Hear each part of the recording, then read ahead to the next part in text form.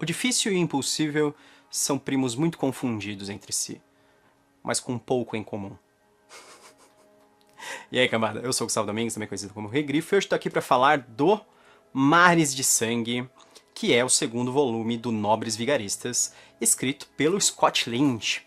Esse livro originalmente ele saiu em 2007 lá fora, e aqui no Brasil ele foi trazido pelo Arqueiro em 2014, com tradução do Alves Calado. É muito complicado pra mim falar desse livro porque é o seguinte, eu tenho um problema com ele em relação à expectativa, talvez. Primeiro vamos falar do livro, aí depois eu vou explicar esse relacionamento do livro e a expectativa. Esse livro continua a história do As Mentiras de Locke Lamora, que é o primeiro volume do Nobres Vigaristas, e nós seguimos o personagem principal, que é o Locke, junto com o Jean Tannen, que é o parceiro dele, enquanto eles vão para uma outra cidade chamada Talverhar, após os acontecimentos do primeiro livro. Vou tentar não dar spoilers nem do primeiro e nem do segundo. Nessa nova cidade, eles estão tentando dar um golpe em um local chamado A Agulha do Pecado, que é uma espécie de cassino em um estilão medieval, né? Esse livro, ele mantém, assim como o primeiro livro, uma narrativa dupla, que é uma narrativa do presente e uma narrativa do passado. Porque, na verdade, é o seguinte, eles chegam na cidade e eles ficam 2 anos na cidade para tentar aplicar o golpe nessa Agulha do Pecado, que é o cassino, e nós vemos a execução do golpe, ou seja, o presente, e o passado, que é o planejamento do golpe logo que eles chegam na cidade, e nós ficamos intercalando entre esse flashback e o presente. Assim como no primeiro livro, nós intercalávamos entre a infância do Locke e o presente do Locke durante a história do Espinho. Nesse livro eu acho que não funciona tão bem, na verdade, esse flashback, porque ele tá muito próximo um do outro, as duas histórias, e elas dão bem pouco valor, bem pouca recompensa pra história ter o trabalho de alternar as duas linhas do tempo. Nessa história também, eles se tornam piratas por um curto período de tempo, eles continuam enfrentando inimigos que eles fizeram no primeiro livro. Ele é um livro que ele tem uma mudança abrupta, né, mais ou menos na metade do livro, que é o momento que eles começam que eles se tornam os piratas, etc. Agora, acho que é o que dá pra falar da história do livro, sem dar spoilers, então agora eu vou falar o que eu acho sobre o livro. Esse livro ele segue As Mentiras de Locke Lamora, que eu considero provavelmente o melhor primeiro livro de fantasia, de uma série de fantasia. Ele é um livro excelente, ele tem uma história interessante, personagens carismáticos, ele fecha muito bem a história. E depois, quando ele começa a continuar essa história, eu fiquei empolgado de início, principalmente porque o começo e a história deles fazendo a ascensão dentro da Agulha do Pecado, porque é um cassino com vários andares, você só pode jogar no andar de cima se você for bom bastante no andar de baixo, etc. Ou se você for conhecido ou muito rico. Então eles fazem uma ascensão como jogadores, só que lógico que eles são trapaceiros, porque ambos, o Locke e o Jean, eles são estelionatários, trapaceiros por natureza. Essa é a ideia deles. Essa é a ideia da gente ver uma espécie de uma guilda de ladrões e golpistas, só que dentro de um universo medieval fantástico. Na verdade, eu diria mais renascentista fantástico. Essa parte da Agulha de Pecado é excelente. Eu acho ela muito boa e ela continua muito bem o tom do primeiro livro. Mesmo depois do primeiro livro ter tido uma mudança mais pra ação perto do fim, isso não é um problema dentro daquela história, mas nesse livro, quando ele continua, ele dá aquela sensação de nostalgia em relação ao primeiro livro, de você estar lendo novamente essa história desses vigaristas, né? Desses grandes golpistas enganando gente muito poderosa nesse mundo, e magos, etc. Isso é divertido. E depois o livro ele dá uma guinada muito grande, em que ele muda totalmente o foco da história. A história do passado, de 2 anos antes, ela é bem fraca, eu acho. Ela mostra todo um planejamento pra fazer uma grande surpresa no final de como é o golpe deles, o golpe final que eles vão dar contra a Agulha do Pecado. Eu acho que existe muita promessa e um pouco pagamento em relação a essa promessa.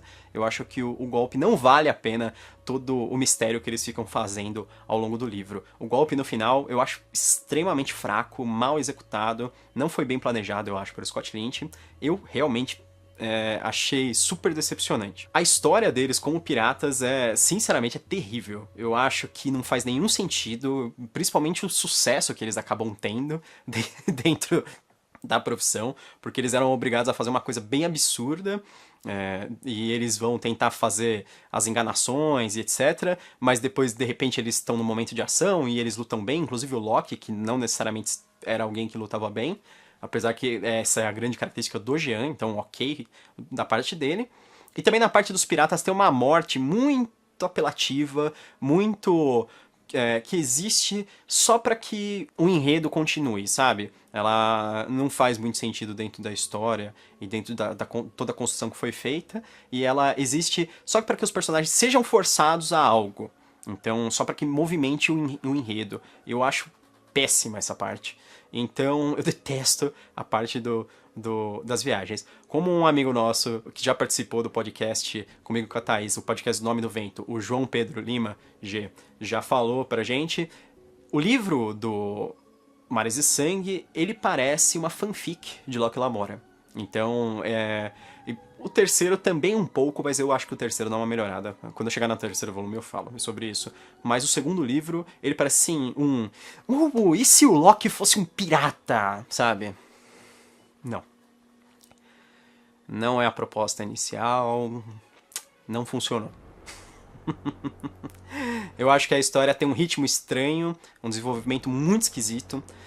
O que segura mesmo a história ainda é o carisma dos personagens, ainda é o carisma do Locke e do Jean. Eles são dois personagens principais, assim, eu acho excepcionais.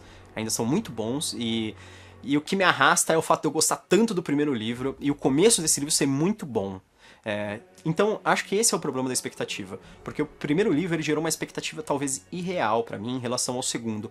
E o segundo ele começa muito bem, o que gera muita expectativa novamente. E depois, eu acho que é ladeira abaixo, o livro só cai pra ter um final assim, ruim. Realmente ruim.